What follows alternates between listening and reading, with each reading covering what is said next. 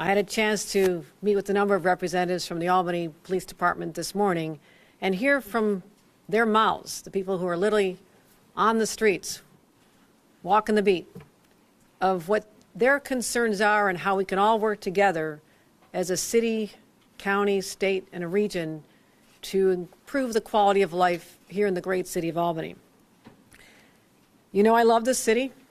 I may not have been born here, but I've spent more time here than any other city after my home birth. This city means a lot to me. I love the history, the character, the people, the businesses, and the fact that it is the center of government for us is an enormous point of pride. When I hear from residents and business owners and others who are visitors on a weekly basis that there is an underlying concern about safety, I need to find out what's going on and how I can be the best partner for them. Extraordinary work is being done by the City Police Department and the Sheriff's Department and the DA's office and our elected leaders, the mayor, the county executive, district attorney, sheriff, our officials from the state, our assembly members.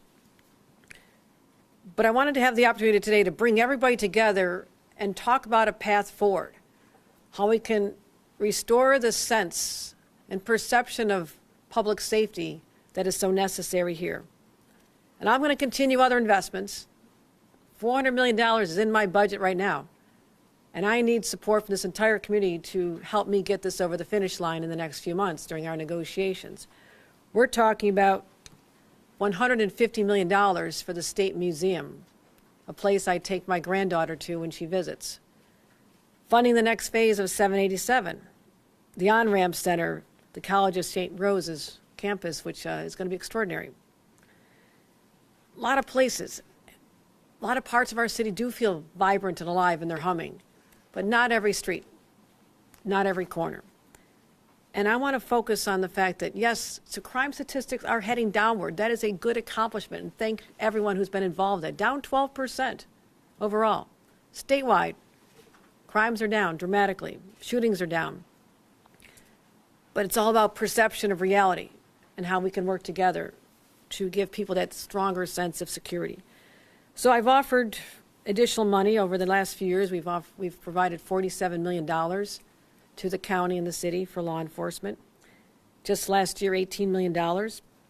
This also covers our GIVE program, which is our gun-involved program to make sure we get guns off the streets. That's been successful. Our SNUG programs, to have violence disruptor programs for young people, let them know the alternatives. The Project Rise, which helps community service organizations that provide mental health services. A lot of our challenges on our streets, whether it's New York City, Albany, Rochester, Syracuse, or Buffalo, stem from the fact that there are many people who are dealing with severe mental health crises that demonstrate they are no longer able to take care of themselves on our streets, and that is not compassionate to leave them there. But I want to talk about the $1 million that I want to surge for the City of Albany Police Department. I want a stronger police presence. The officers I spoke to know the impact that they have when they're walking down a block. It gives people a sense of confidence, a sense of security. So we'll assist with overtime. We'll cover overtime shifts to ensure overnight coverage is even more enhanced. We'll pay for new intelligence gathering technology. I have seen this work very successfully in other cities, and I want to make sure that we're having the state-of-the-art, the best-in-class technology available here. I also want to provide the sheriff with $500,000 for personnel overtime pay, however he feels it needs to be used. A narrative that Albany is a crime-ridden city is false. False.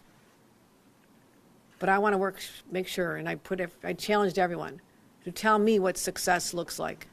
How will we know when we're there? And I'm going to stay committed to this until that objective is achieved, where people in this city, visitors, residents, businesses, all have that foundation of security that they deserve. One crime can be frightening. We have to get to a place where this city feels stable, safe, and secure, and that is what I'm committed to with these resources and the continuation of support from our state police superintendent. James is here as well, and my entire team is committed to this. With that, we'll take any questions on this topic, and you can ask anyone behind me as well.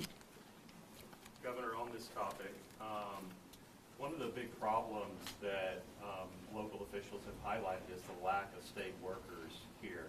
Will you consider, as they're considering in Washington or doing in Washington, a mandatory return to work, and can you? I am very aware of what has happened to downtown areas across the state, not just Albany, but obviously we have a high percentage of state workers here, when people are participating in remote work. I also have to tell you this, I still have a shortage of workers, and I have to be sensitive to a decision that could actually trigger a larger exodus of people from the state workforce. I have thousands of jobs that are vacant right now, but I'm aware of the impact that this has had, and it's something that I've actually engaged in conversations with my team on what this does to the downtown urban area. But also, we bring more housing down here. These buildings, these storefronts, they should be filled with people living here. Young people. The young people work in the Capitol. Those who are educated at our phenomenal colleges here who want to stay. They need a place to live. So as we focus on safety, that's here, but also if I can drive more housing into places that may have had government workers, then we replace that with people that are here 24/7. This is their home, and I want to continue focusing on our housing policies as well to deal with that. Are you considering that? I am looking at all the policies I can to assist the revitalization of downtown Albany. On topic, either for the police department or the sheriff's office, are you having an issue with retention and recruitment? I mean, what does the police department staffing look like as of right now? Yes. Oh. Yeah, so for the city, Right we- across. Can you go to the, Sure. yeah, like what do levels look like right now, and what does your backfill look like? Yep. So we are having an ongoing hiring and retention issue. We're about 79 people short. We are currently hiring off of the civil service test that we have active right now. We also have an active hiring process. We are providing a test in May, so joinapd.com is something we have going on right now.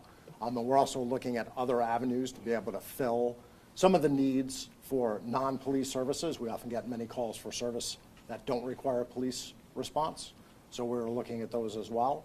We'll be utilizing some of this funding to be able to add on patrols to be able to address some of those needs as well. But we also recognize that the women and men of the department work tirelessly to address many of those needs. So we have to recognize that we have to up our staffing to be able to give them some relief. What kind of a void does that leave then in Albany? I mean, 79 people, that seems like a huge deficit in the police department. Yeah, it does. It definitely leaves a void, and it is something that we are continuing to make up for by having officers work extra shifts, by utilizing this funding to be able to get officers out there. And then again, we are looking at some unique opportunities to be able to address bringing social workers, have them go out in the street, deal with homeless issues, people with unmet behavioral health issues, so we can concentrate on more police-related calls as well. Any other on topics? Okay, thank you. We'll excuse All our right. roundtable All right. participants after the Thanks, everybody. And we'll bring up Superintendent James.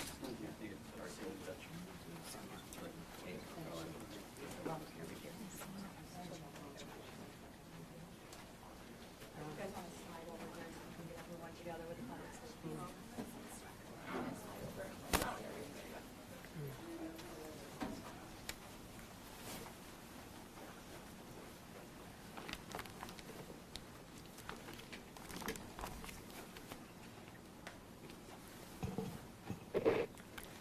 I want to take a moment to address the illegal walkouts that are occurring at prison facilities all across the state of New York. Let me be clear. The illegal actions being taken by a number of individuals is putting the entire state at risk. We need them back to work. This must end immediately. My administration has worked tirelessly over the last 9 days to resolve this. In fact, we've brought in mediators requested by the union. The mediation started yesterday. It continues again today. We want to find out what the issue is, because the individuals who've walked out in an unsanctioned strike, unapproved by the union, have yet to tell us the issues.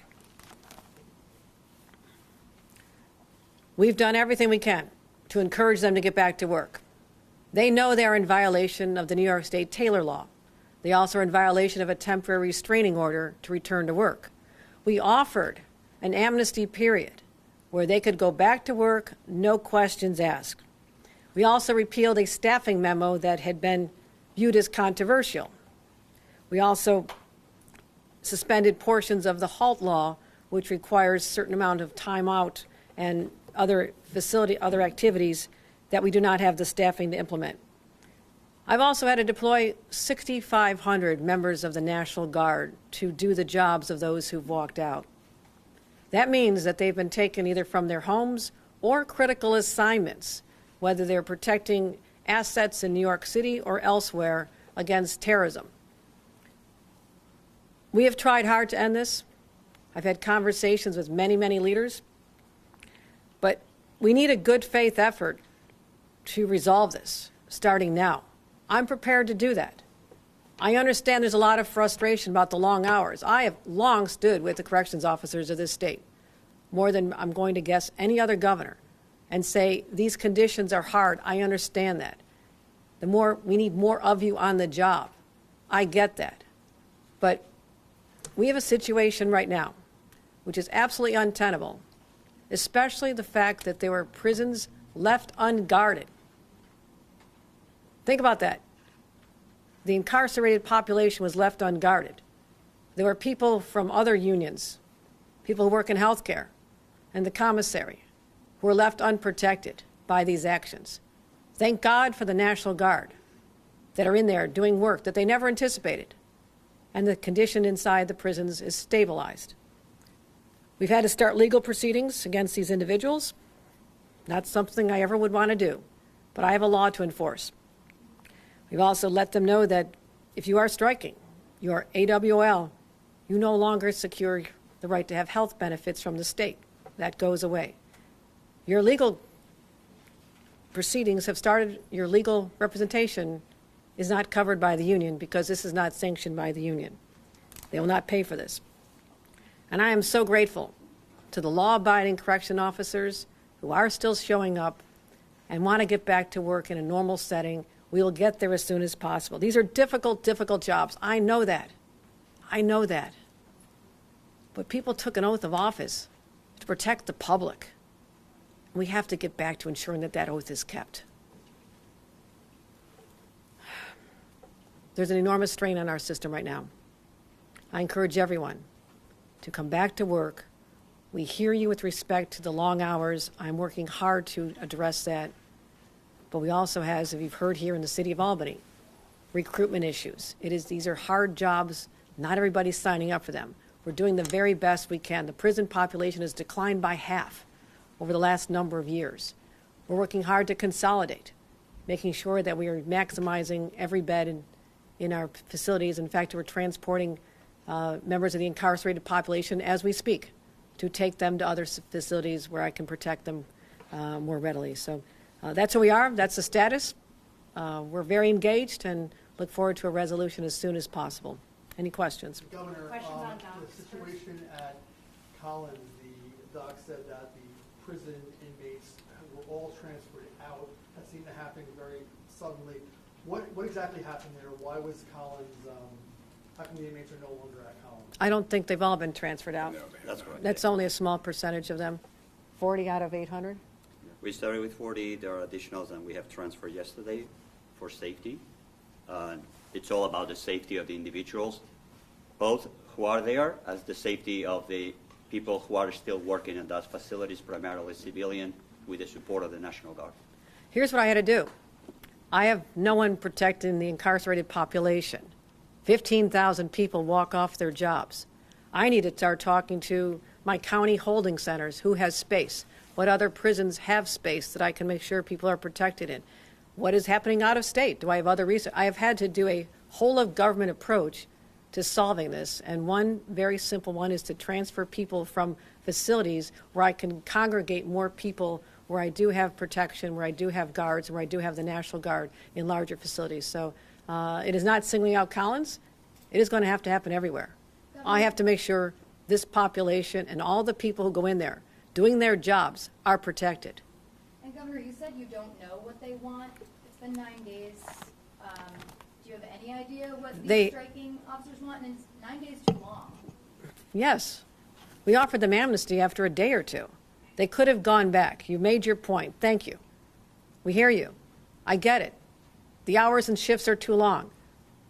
But when they're not represented by a union, and I'm negotiating with a union, I'm asking the union, what do they want? I mean, it can't be pay and benefits because you literally just negotiated a very generous package less than a year ago. I mean, we went from hazard pay being $200 to $1,000. New recruits get $6,500. This was a package that they all agreed to less than a year ago. So I don't believe it's about benefits and pay. I'm not aware that it is. We suspended parts of the HALT Act. We rescinded a memo where it was determined because of our shortages that 70% would constitute the equivalency of 100% staffing. That was gone within a few days. We knew that that was perhaps instigating some of this. So we have taken steps to calm the situation down, provide them what we're able to provide, and working now to find out how we can have shorter shifts for them. And if I'm one of their families, I know how hard it is, especially when because we are in a desperate situation, that you may have a shift that you thought was 12, it went to 16, it may even go to 24. That is not acceptable to me. It is not good for them, their families, or our state. But right now, I have to backfill 15,000 jobs. Again, thank God for the National Guard. Is the amnesty offer still on the table? No. And if, has anyone been arrested?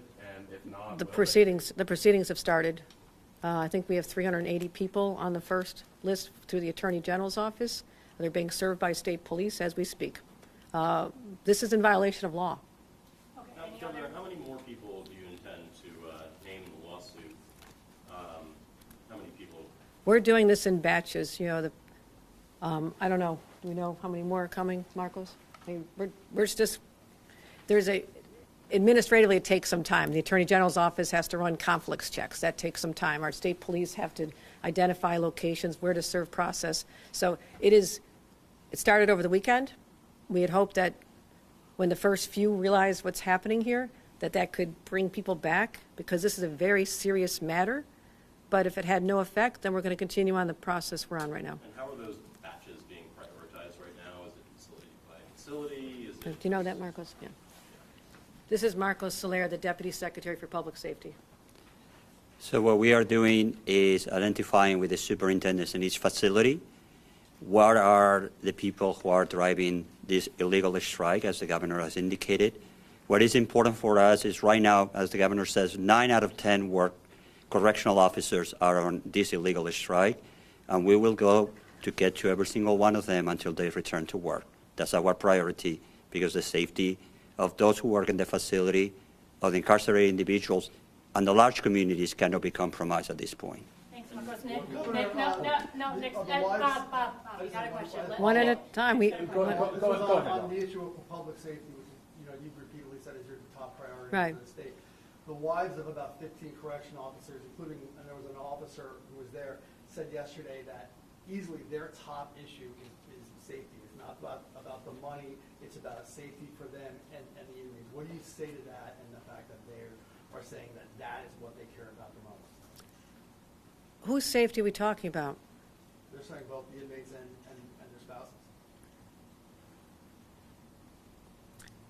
Leaving almost the entire incarcerated population and the members of our state workforce who feed them and provide medical care and mental health services, leaving them alone, unprotected, is not my definition of public safety. Dan? Governor, Republicans in Congress are considering different topic. Oh, I think we're still on this topic, aren't we? That's okay. Okay, what topic are we on now? Republicans in Congress are considering major Medicaid cuts this week. I'm wondering if you have any sense of how that would impact the state. And second, on the lieutenant governor, would you like to see him step out of office now so you can pick somebody new for the remainder of your term? The Republican attack on our social safety network has already begun.